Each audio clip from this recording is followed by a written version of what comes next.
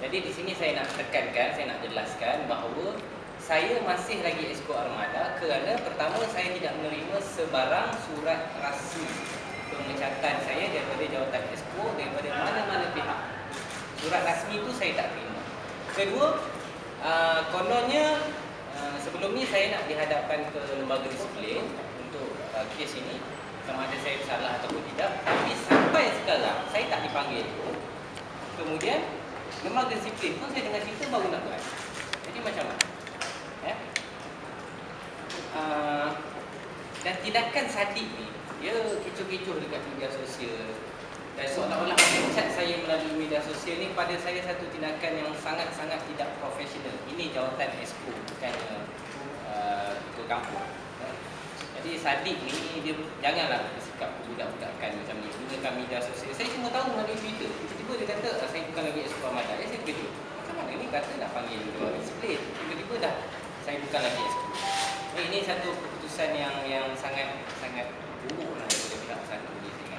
Itu saya mendesak supaya saudara Syed Sadiq meletakkan jawatan serta-merta kerana saya anggap beliau gagal untuk mentadbir armada dan juga beliau gagal bertindak secara profesional dan sangat kebudak-budakan. Saya bertanya soalan tentang Madi. Saya akan ulas tentang Madi kemudian. Saya bertanya soalan itu. Tun jawab.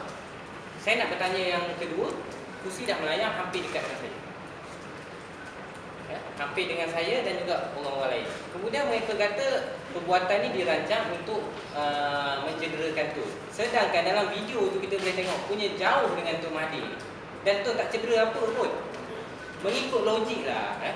Kalau orang tu betul-betul nak cederakan Tun, duduk di row depan sekali, ambil kursi yang you duduk di baling, confirm kena.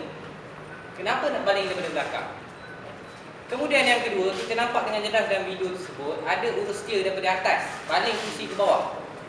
Ini dalam video, bukan saya cakap. Boleh tengok sendiri. Dan saya minta pihak polis supaya tangkap orang yang baling. Ini jelas perbuatan yang menunjukkan keganasan dan cuba mencederakan orang. Tidak ada langsung kena-mengena dengan Tun. Memangnya kursi tersebut nak dihalakan kepada orang yang menanya. Saya tak pastilah siapa, tapi memang dekat dah dengan saya. Dan juga saya minta supaya pihak polis ambil tindakan kepada penganjur sebab mereka gagal. Kononnya security bertahap ala Obama datang meja, tapi suara pun boleh masuk. Kemudian nak salahkan orang. Saya tak faham kenapa nak salahkan pihak lain. Sedangkan ini you punya event, you yang control segalanya. Dan yang bertanya pun orang-orang armada juga. Sejarah yang telah digelakkan ini saya akan terus perjuangkan sehingga saya dapat siapa sebenarnya yang buat. Dan sekiranya mereka tak salah, saya nak supaya pihak mangsa ini mendapat pembelaan. Ya, minta maaf, bagi pampasan yang sepatutnya kepada keluarga dan anak-anak kepada mangsa tragedi Bung Ali.